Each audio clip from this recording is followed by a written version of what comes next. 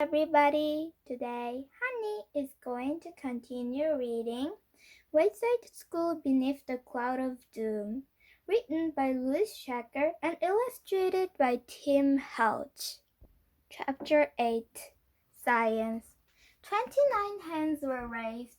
There were only 28 kids in Mrs. Jules's class, but Joy stretched both her arms high in the air. She figured it doubled her chances of being chosen. She waved them back and forth and around in circles. Pick me, begged Bibi. Pick me, Mrs. Jules, urged Calvin, sitting next to Bibi. Sorry, Calvin, you're too heavy, Mrs. Jules told him, and your toes are too tiny, Bibi. Todd sat behind Joy, but Mrs. Jules couldn't see him behind Joy's helicopter arms. Okay, Joy, said Mrs. Jules. Everyone else groaned. Joy was all smiles. You lose, losers, she said as she headed towards the door. This week, for science, they would be studying clouds. Luckily, Mrs. Jules's class was on the 30th floor, and it was the classroom closest by the sky to the sky. Last week, they studied dirt. That wasn't so lucky. By the time they made it down to the ground, science was over, and they had to turn around and trudge back up. Everyone brought their science notebook and gathered just outside the door, by the closet that wasn't there. Mrs. Jules put her hands around Joy's waist. Allie, oopsie, she called out, and lifted Joy straight up. Joy giggled. This was why Mrs. Jules hadn't chosen Calvin. He was too heavy for her to lift. Mrs. Jules set Joy on top of her closet. Just above her, a trapdoor led to the roof. Joy stood on her tiptoes and pushed it open. This was why Mrs. Jules hadn't chosen Bibi. Her toes weren't long enough. A rope ladder tumbled down. One by one, the children climbed the rope ladder to the roof. Be sure to stay away from the edge, Mrs. Jules called up to them. There was a safety railing around the edge, but it was for taller people. Mrs. Jules was afraid that her students would slip right under it. She was the last one up through the trapdoor. When she reached the roof, she saw everyone standing at the edge. What did I just say? She demanded. Everyone stared blankly at her. Allie oopsie? Asked Damien. Well, at least somebody was paying attention, said Mrs. Jules. She told everyone to take 2 steps back and to sit on their bottoms. And then move further away from the clouds, Meg complained. Sometimes safety is more important, said Mrs. Jules. She pointed out the class to her class. That one there is a cumulus cloud. Some of the students wrote it down on their notebooks. Bibi drew a picture of a sleeping giant. Cumulus cloud was his pillow. What? And that's a cirrus cloud over there, said Mrs. Jules. Bibi drew a picture of flying angel. Hundreds of white feathers had fallen from their wings and swirled down to the cloud. Bibi could draw really fast. What kind of cloud is that one, Mrs. Jules? Asked Benjamin. He was pointing at a dull, dark cloud way off in the distance. Mrs. Jules gasped. If Bibi were to draw it, her picture would look exactly like the inside of a vacuum cleaner bag while the vacuum was still on. But Bibi had never seen inside a vacuum cleaner bag while the vacuum was still on, so she couldn't draw it. Everyone back into the classroom, Mrs. Jules shouted. Double quick! The children scrambled to the trap door. Hurry! Ordered Mrs. Jules. Some fell right through. Others got roof burns. Mrs. Jules didn't worry about little things like that. She was the last one through the hedge. Sitting half at the closet that wasn't there, she tossed the ladder back on the roof and locked the trapdoor. She climbed down, stepping onto chains and steel bar. The children were waiting quietly inside the classroom, hands folded on their desks. Mrs. Jules walked to the side of the room and looked out the window. Either the cloud was moving closer or it was getting bigger, or both. What kind of cloud is it, Mrs. Jules asked Leslie. There are times when adults hide the truth from children, as so as not to worry them. But Mrs. Jules was a teacher, and this was science. Take a good look, boys and girls, she said, pointing out the window. And then, with a slight tremble in her voice, she said, "That is a cloud of doom." The room darkened.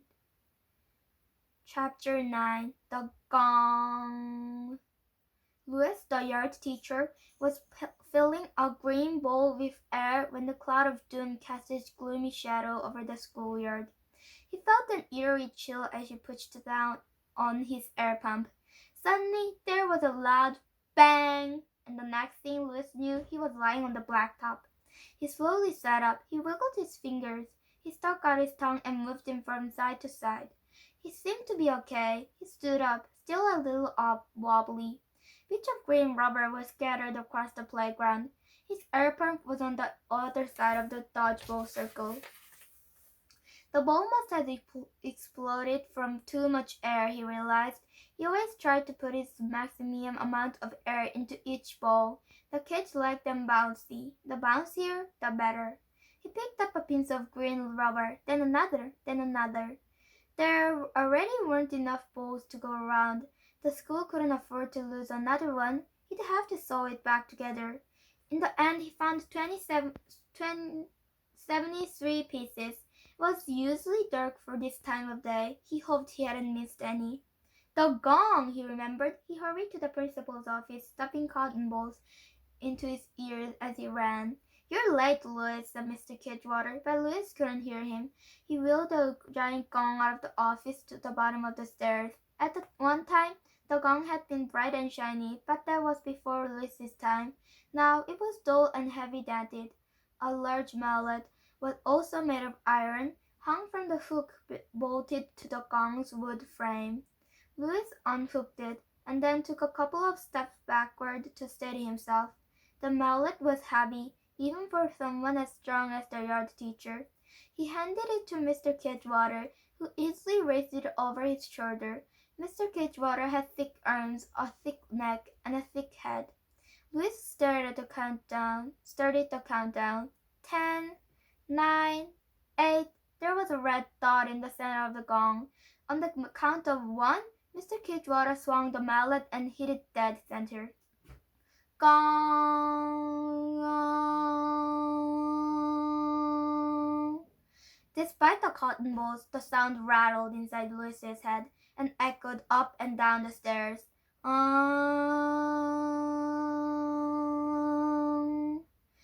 Louis took the mallet from Mr. Kidgewater and hung it back on its hook. He reeled the gong off to the side just before a river of children flooded down the stairs. "Hi, Louis! Bye, Louis! See you tomorrow, Louis!" they called him as they ran by. He smiled and waved, but all he heard was gong. "Why don't they ever say those things to me?" said Mr. Kidgewater, asked a little while later as they were leaving the school together.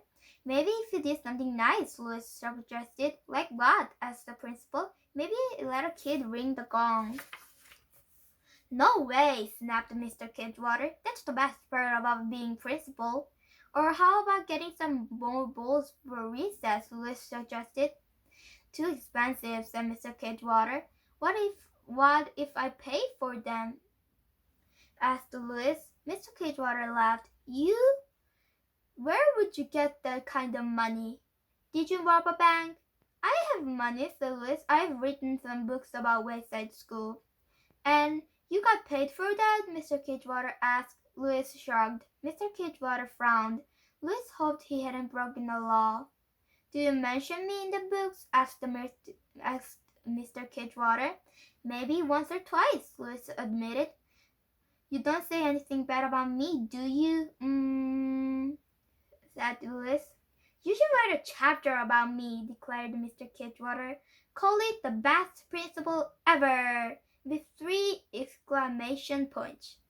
First, you have to do something that makes you the best principal ever," Louis explained. "Like what?"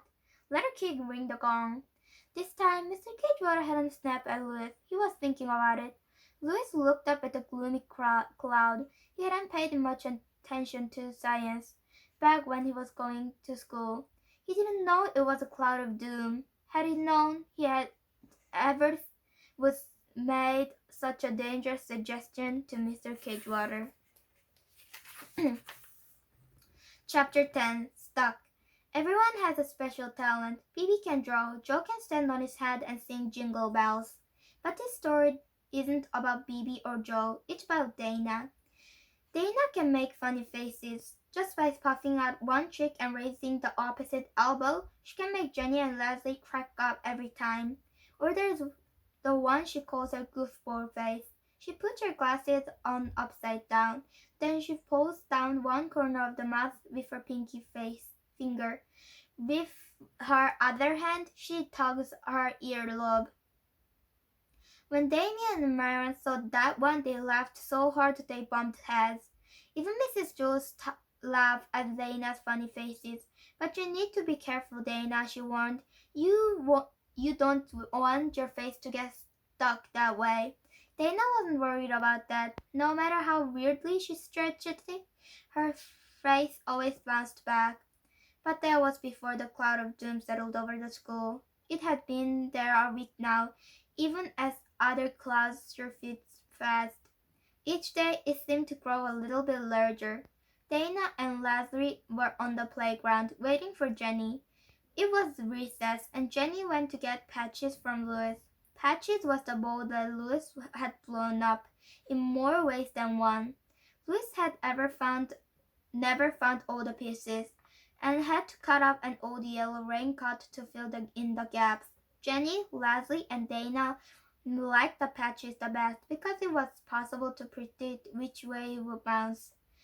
"Hey, Dana, there is a giant worm on your foot," said John. Dana looked down at her finger. "Made you look!" John exclaimed. He and Joe laughed. "So she looked at her foot?"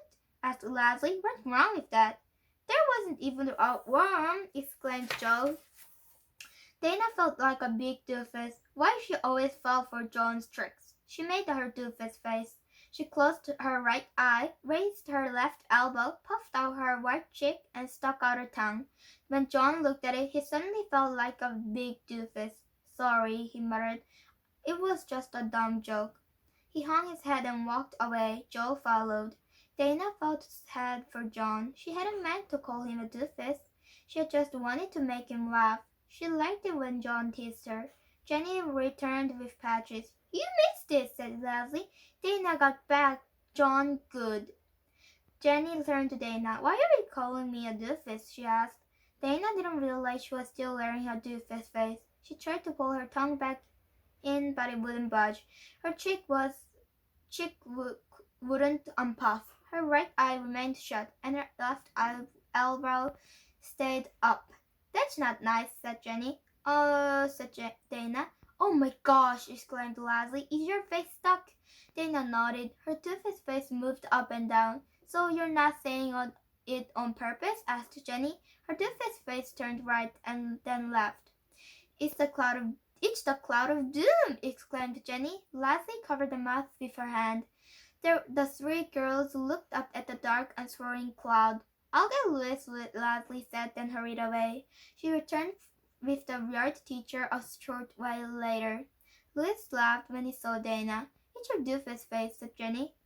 "It's a good one," said Louis. "I think I like it even better than a goofball face."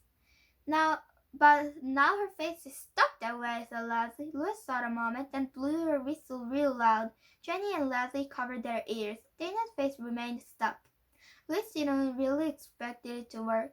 He had just liked blowing his whistle.